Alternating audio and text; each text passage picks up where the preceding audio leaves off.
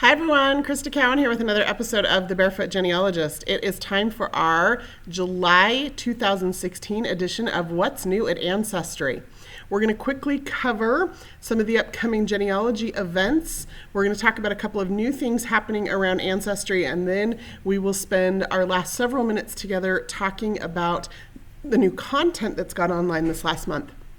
Let's go ahead and dive in. First, just some events coming up that you might want to be aware of that may or may not be in your neck of the woods.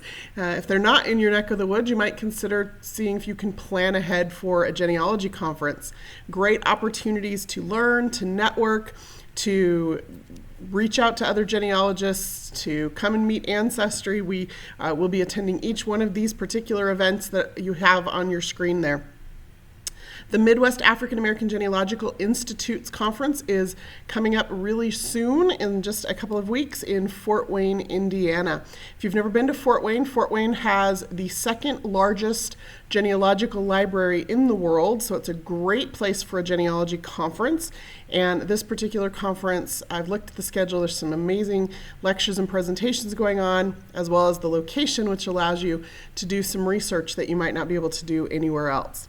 Brigham Young University is one of the only universities in the country that offers a family history degree, an undergraduate degree, and they put on an excellent family history conference. That's coming up at the end of this month here in the valley where Ancestry is located. That's down in Provo, Utah.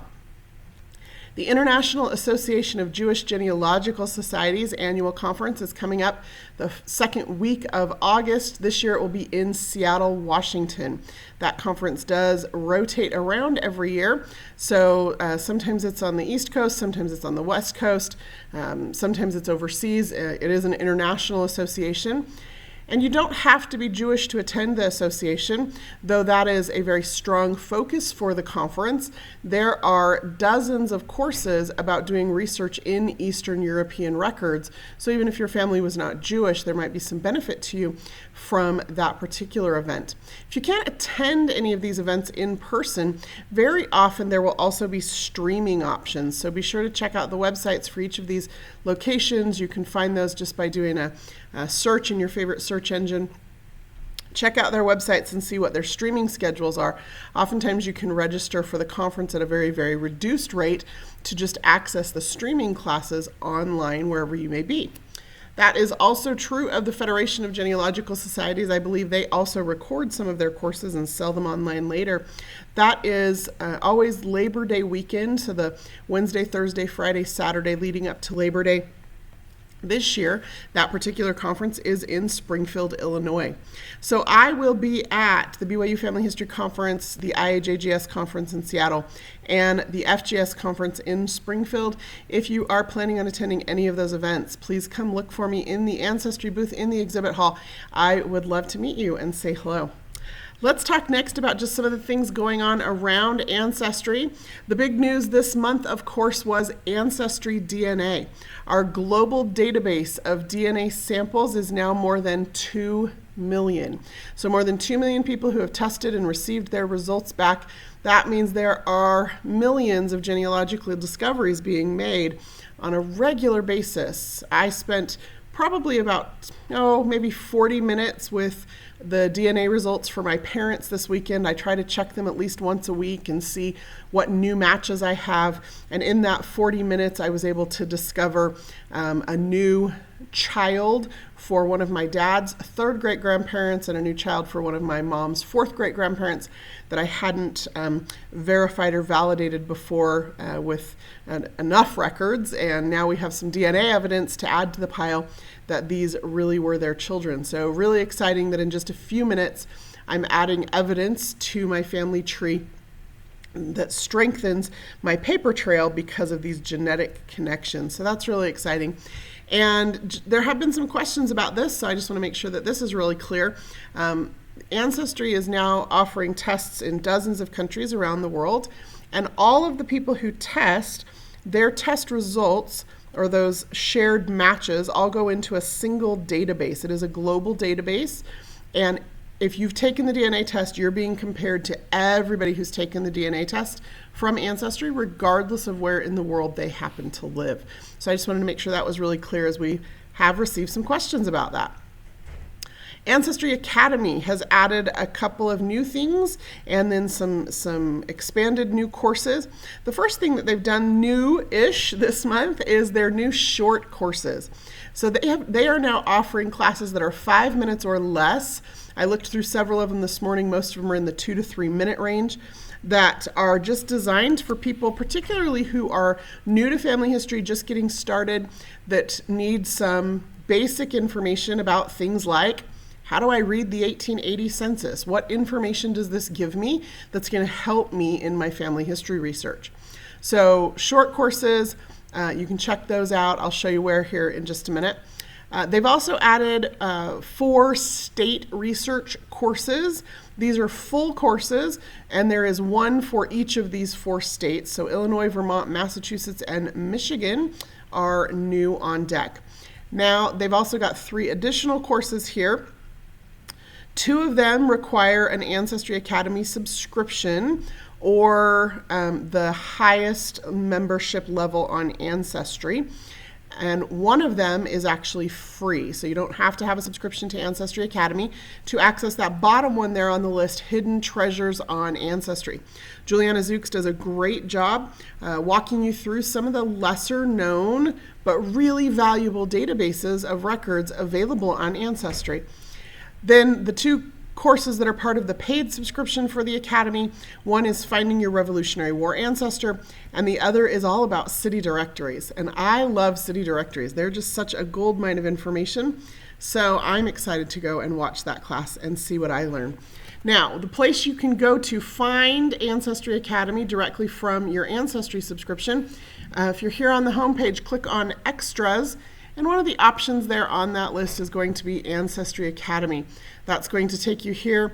Again, based on your subscription level, you will have access to varying degrees of courses. Any courses that are specifically about Ancestry products and services are going to be free.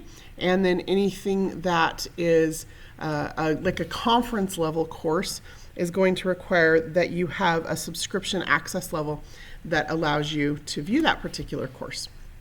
So that's what's new around the Ancestry world this month. Let's talk next about content. I kind of rushed through the first part of today because I wanted to spend some time on content. There are some incredible things happening. First of all, I just need to say that in the month of June, so this past month, more than 160 million records for 5 different countries have been placed online. And those are the new records. Ancestry has also updated millions more, added millions of more records to existing record collections like our yearbooks and some of our naturalization databases. So the 160 million records is in brand new databases. We also have added millions more in existing databases. And here's how you tell the difference. So you go under your search button here. Let me zoom in, make that a little bigger for y'all. Zoom in here. Okay. Under the search button, you have your card catalog. Card catalog is simply a listing of all of the databases available on Ancestry. Currently, there are 32,650 of them. You can hover over any one of these databases. It will tell you when that database was originally published on Ancestry and then the last time that there was an update to that particular database. The databases or the card catalog is always sorted by popularity, but you can sort that by date updated or date added. And we leave those updated and added tags or new tags on those databases for about 90 days. So I can see here that this particular database, the California Federal Naturalization Records, was updated on July 1st. This database, New Mexico Federal Naturalization Records, was published brand new on June 30th. And so you can quickly skim down this list if you've sorted it by either date updated or date added and see what's new or what has been updated. In our case, I just want to point out a few different record collections from this month. I think I may have mentioned in last month's edition, just because these were published kind of on the cusp of the month, at the beginning of the month last month, Indiana birth and death records. I think there's, like 10 million of them or 9 million of them that have gone online. They are actually certificates, so they're the actual records that are viewable, not just an index available from the state.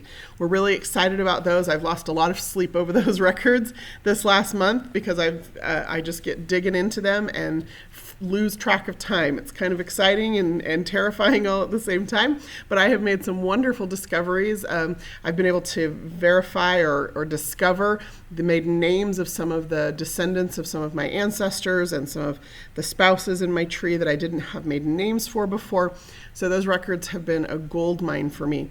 We also have birth and death records for the state of Arizona that have been added. So you might want to check those out. An easy way to search the card catalog is just to come in here and drop in the name of the particular state or country that you're interested in, and we'll show you a list of all the databases that we have for that particular location.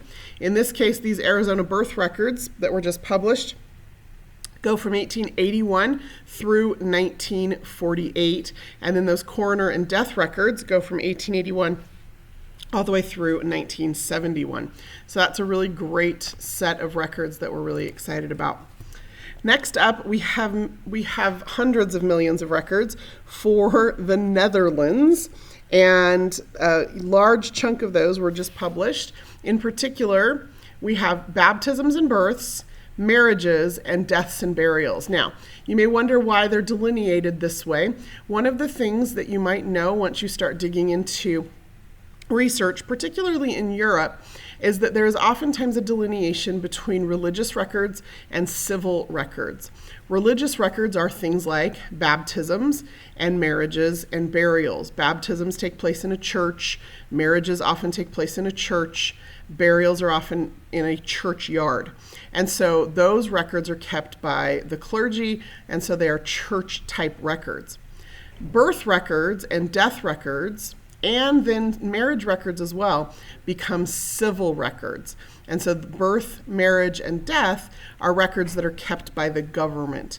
So you'll have duplicates sometimes of marriage records because they're kept by the church and by the government, and then the others based on what kind of a record it is. All of them are valuable, and sometimes, like I said, you'll find multiples for people depending on how and when they were recorded. There's also records here in this Netherlands collection from the Dutch East India Company, which is kind of fascinating. I haven't found anybody in my family tree yet who participated in that, but I kind of hope I do because I'd love to dig into those records. Again, you can just type in Netherlands and we will show you a list of all of the records for that particular location. And as you can see over here, on the right-hand side, all of these Netherlands records, or a large portion of them, have that new tag on them so that you can see what's going on there. Next up, we have some more records from Gloucester, England. In particular, we have land tax records, which when you start getting back into the early 1800s, before civil registration, the late 1700s, tax records become a really important way to start to distinguish identity of people who have common names, to start to sort people out, to start to approximate ages as people, electoral registers are another way to do that. As people came of age, they show up on an electoral register, so that helps you to estimate their particular birth year or an approximated birth year so that you can dig into additional records. And then there's also some prison records from Gloucester.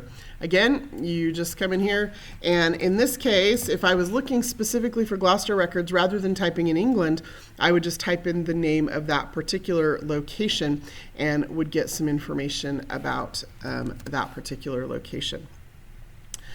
So here are those records. You can see land tax records date back to 1713, prison records all the way back to 1728.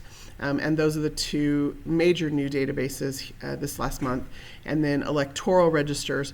And then we've updated this Church of England baptism, marriage, and burial registers database with some additional records as well.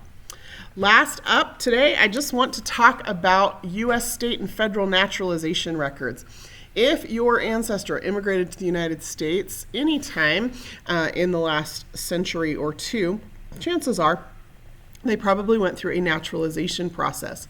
Now, the person being naturalized could choose if they, the nearest courthouse to be naturalized in that conducted that. And sometimes that was a federal courthouse, and sometimes that was a state courthouse, and sometimes that was a county courthouse. Well, Ancestry has now added 20 new states worth of state and federal naturalization records and updated 7 databases worth of those records. So millions of records that are now available. If you, again, come into the card catalog, and this time instead of typing in the name of a county like Gloucester or the name of a state like Arizona, I'm going to type in naturalization, and you'll see here now all of these millions of naturalization records that have been added, new, or updated. So you can quickly skim through that list and see if your particular ancestor may have been included. Now, many of these records, particularly the further east you go, are going to date all the way back into the 1700s, early 1800s. Some of them don't start until the mid to late 1800s, particularly the further west you go. And then a lot of these records run right up into the 1980s and 1990s. So even if your family members, some of them are recent immigrants, you might find naturalization records there. Now, I could do a whole video on naturalization records. I think I may have, actually, so you might want to go check out the YouTube playlist. But make sure you recognize when you're searching those naturalization records, typically they are 2 to 4 or sometimes 6 pages long. It's not just a certificate of naturalization that you're looking at. In this case, there's oftentimes a declaration of intent and a petition to naturalize. Included sometimes also is validation from the naturalization service about the ship and the port that the person arrived into the United States on, and that can lead you straight to their immigration information, which then leads you oftentimes right back across the sea to a specific location in the old country where they may have come from. Well, that is all I have prepared for you today. I hope that was useful. I know it was a lot of information fairly quickly, but my advice to you is to just go dig into that card catalog, start exploring some of the record types and locations that you might not have considered before as you climb your family tree. Until next time, this is Crista Cowan. Have fun climbing your family tree.